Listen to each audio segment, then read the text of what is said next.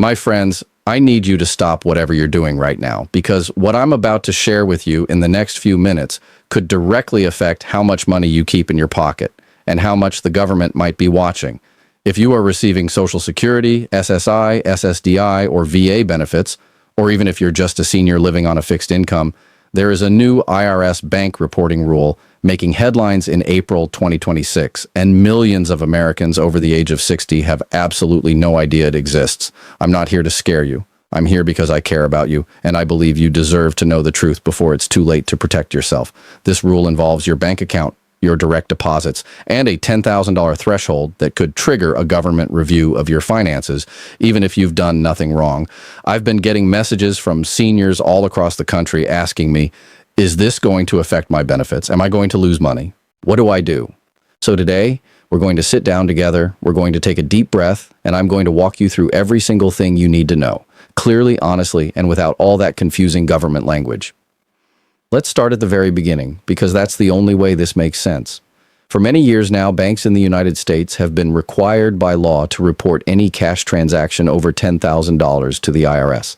That's not new, but what is new and what is causing a lot of concern heading into April 2026 is that the IRS has renewed its push to expand what banks are required to report, and updated guidance has clarified how this rule applies to people who receive regular federal benefit payments directly into their bank accounts. Here's what I want you to picture. Imagine your neighbor Dorothy. She's 74 years old, lives alone, and gets her Social Security retirement check of $1,850 deposited every second Wednesday of the month.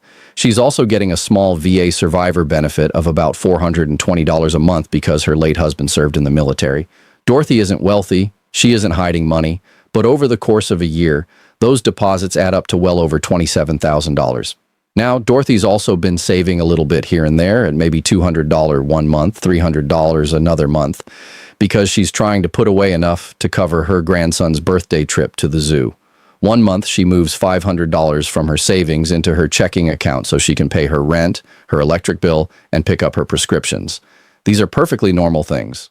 But under the updated IRS reporting and monitoring guidelines for 2026, financial institutions are paying closer attention to accounts with patterns of frequent deposits and transfers, especially when the account also receives federal benefit payments. Now, does that mean Dorothy is going to jail? Absolutely not. Does it mean she's automatically in trouble? No.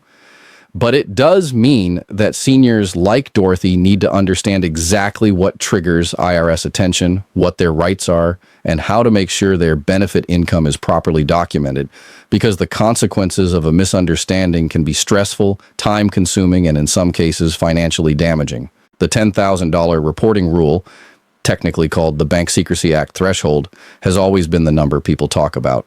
But here's the thing that most people don't understand. You don't have to make a single $10,000 transaction to get flagged. There is something called structuring, which is when multiple smaller transactions appear to be broken up to stay under the $10,000 mark. The IRS and the Financial Crimes Enforcement Network, FinCEN, watch for this. And seniors who are simply moving money around to manage their monthly bills can sometimes accidentally look like they're structuring, even though they have absolutely no such intention. For example, let's say you get your SSDI payment of $400 on the 3rd of the month. Then on the 8th, your VA benefit of $600 hits. On the 15th, you transfer $800 from your savings to cover your Medicare supplement premium and a new pair of glasses. On the 20th, your daughter sends you $200 on Zelle for your birthday. By the end of the month, your bank account has seen nearly $3,000 in movement, none of it over $10,000, all of it completely legitimate. But collectively, it creates a transaction pattern. Banks use automated software that flags accounts based on these patterns, not just individual transactions. Now, here is the important distinction I want to make very clearly. Being flagged by a bank's software is not the same as being investigated by the IRS. A flag simply means the activity gets looked at. And in the vast majority of cases involving seniors on fixed incomes, it goes no further than that. And this is a big but, if your bank account gets flagged and you're also receiving federal benefits like SSI or Medicaid, there is a risk that a cross-agency review could be triggered. And that kind of review can cause delays in your payments, requests for documentation, and in some cases, temporary holds on your benefits while the review is completed. Let's talk specifically about Social Security, SSI, and SSDI, because these are the programs that the majority of my viewers depend on every single month. For regular Social Security retirement beneficiaries, your income is already reported to the IRS through your SSA 1099 form. The Social Security Administration reports your benefit amount directly to the IRS every year. So your Social Security income is not hidden from the government. They already know about it. This means that if your bank account gets flagged and an IRS review begins, the first thing they are going to see is exactly what you received from SSA. That documentation is going to work in your favor. The key is making sure your other income and transfers are also clearly explainable. For SSI recipients, it gets a little more complicated. SSI, Supplemental Security Income, is a needs-based program, which means the SSA monitors your income and resources closely. If your bank account shows a sudden increase, maybe you received a gift from a family member, or you sold some old furniture, or you moved money from one account to another, the SSA could interpret that as a change in your resources. And under SSI rules, if your countable resources exceed $2,000 for an individual or $3,000 for a couple, your benefit can be reduced or even temporarily suspended. This is called a benefit offset, and it catches a lot of seniors completely off guard. For SSDI recipients, the rules are slightly different because SSDI is based on your work history and is not needs-based in the same way SSI is. However, if you're also receiving Medicare or Medicaid alongside your SSDI, your financial activity may still be subject to review. And if you're in a trial work period, which allows you to test your ability to work while still receiving SSDI, any income above $150 per month in 2026 needs to be carefully documented and reported to avoid overpayment issues down the road. For our veterans and military survivors receiving VA benefits, this update is especially important. VA disability compensation, pension benefits, and D-key dependency and indemnity compensation are all federal payments that flow directly into your bank account. And just like Social Security, these payments are already known to the federal government. But the combination of VA benefits plus Social Security plus any additional income or transfers can create a more complex picture for automated bank reporting systems. Here's something that many veterans don't know. If you receive VA pension benefits, which is different from VA disability compensation, those are also needs-based, similar to SSI. That means the VA looks at your income and net worth when determining eligibility. In 2026, the VA's net worth limit is $159,240. That might sound like a lot, but it includes the value of your assets, things like savings accounts, investments, and even some property. If a bank report triggers a VA audit and it appears your resources have changed, your pension benefit could be adjusted. This is not meant to punish anyone, but it's a reality that veterans and their surviving spouses need to be aware of. All right, now we've talked about the risks. Let's talk about what you can actually do right now, today, to protect yourself and your benefits, because knowledge without action doesn't pay your electric bill. First, and most importantly, keep records of every financial transaction you make. I know that sounds like a lot of work, but it doesn't have to be complicated. A simple notebook where you write down the date, the amount, and what the money was for is enough. If you transfer $300 from savings to checking to pay your rent, write it down. If your granddaughter sends you $150 for the holidays, write it down. If you sell something online for $75, write it down. This paper trail is your best protection if anyone ever questions your financial activity. Second, if you receive SSI or VA pension benefits, be very mindful of your account balance at the end of each month.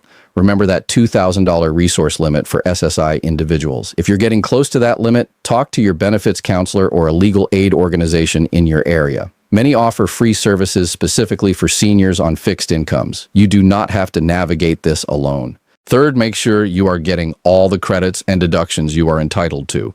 Many seniors overpay on taxes or miss out on refunds simply because they don't know what they qualify for. If your only income is Social Security, you may not owe any federal income tax at all. But if you have other income sources, up to 85% of your Social Security benefit could be taxable depending on your combined income level. A free tax preparation service through AARP's Tax Aid program can help you figure out exactly where you stand. Fourth, if you haven't already, consider setting up a dedicated account just for your federal benefit deposits, separate from your everyday spending account. This isn't required by law, but it can make your benefit income easier to track easier to document, and less likely to get tangled up with personal transfers that might look complicated to an automated system. Now I also want to make sure we talk about something a little more positive, the 2026 Cost of Living Adjustment, or COLA. As most of you already know, Social Security benefits received a 2.5% COLA increase at the start of 2026. For the average retired worker, that means an increase of about $49 per month, bringing the average monthly benefit to approximately $1,176. For SSI recipients, the maximum federal benefit rate for an individual rose to $960 per month, and for a couple, it's $1,450.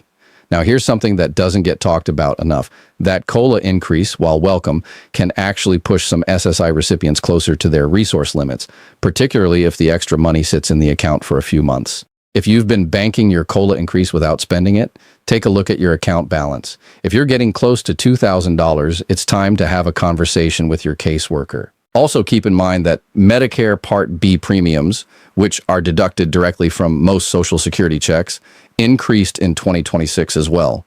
The standard monthly premium is now $185. So while your gross benefit went up with the COLA, your net check after the Medicare deduction may not have increased as much as you expected. This is sometimes called the COLA give back, and it catches seniors off guard every single year. My friends, I want you to walk away from this video feeling informed, not frightened. The IRS bank reporting rule is real. The risk of benefit offsets is real. But so is your right to every single dollar you have earned and that you deserve. You worked your whole life. You paid into this system. You served this country. And nobody, not the IRS, not the SSA, not any automated bank reporting software, should be able to take what is rightfully yours because of a misunderstanding that could have been prevented. So please share this video with every senior you know. Share it with your neighbor who gets SSI. Share it with your brother who's a veteran. Share it with your church friends, your bingo group, your family chat, because the more people who understand these rules, the better protected all of us are. And if you have questions, drop them in the comments below. I read every single one. You are not alone in this. We are in this together, and I'll be right here every week, making sure you always know what's coming before it hits your mailbox. God bless you all. Take care of yourselves, and I'll see you in the next one.